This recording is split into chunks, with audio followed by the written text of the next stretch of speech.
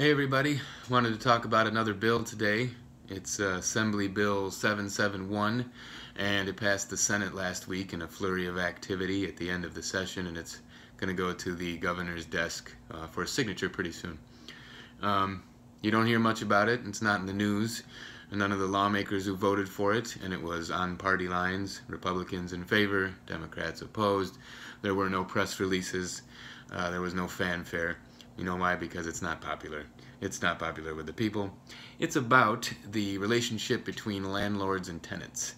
And what this law does is it changes several rules about that relationship. It raises the amount of money that landlords can charge tenants for credit checks that they run. It says that if a property is inspected, it cannot be inspected again by a municipality for at least 5 years. As it pertains to domestic abuse victims, used to be a judge could say if the victim was in a rental property after their abusive partner was taken away, then the judge could set the amount of time that that victim had to vacate the premises. And so this law says that it can be no longer than 10 days. So you've been abused by your partner, and you have 10 days, no matter what, to get your stuff together and get out. And there's all sorts of other things, too numerous to mention. So do you remember anybody talking about this? Do you remember people campaigning on this, that I'm going to get into office and you're going to pay me a nice salary so that I can change the landlord and tenant rules? No, they don't, because it's not popular. And these aren't government, this isn't government housing, this has nothing to do with your tax dollars. Your tax dollars do go to pay the politicians who spend their time talking to the lobbyists from the real estate industry and everybody who benefits from this, and changing laws, spending their days writing these laws in favor of landlords and against tenants. That's how it works. Now, why do they listen to these groups?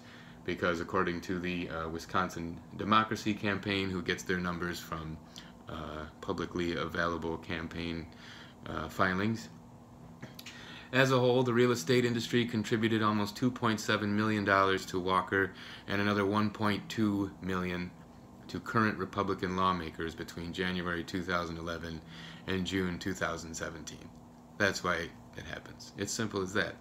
They donate a bunch of money, they say change these laws because the current laws cost me money.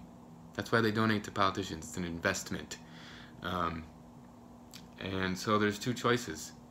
You can have politicians who work for their donors, or you can have politicians who work for their constituents. I'm running a campaign where I will only take small donations, and it's a volunteer effort with my team, because it's all about education, it's all about representing the people, and I just want to tell everybody what's going on as much as I can. There were several other bills that were passed last week that I plan on telling you about as well. You know, they really fear people paying attention, and they really fear calling out the money game, because that's the lifeblood of how it works, and it doesn't have to be that way. So that's just another one, and we'll be back with some more pretty soon. Calabrese for Wisconsin.com if you want to help us out. Thanks.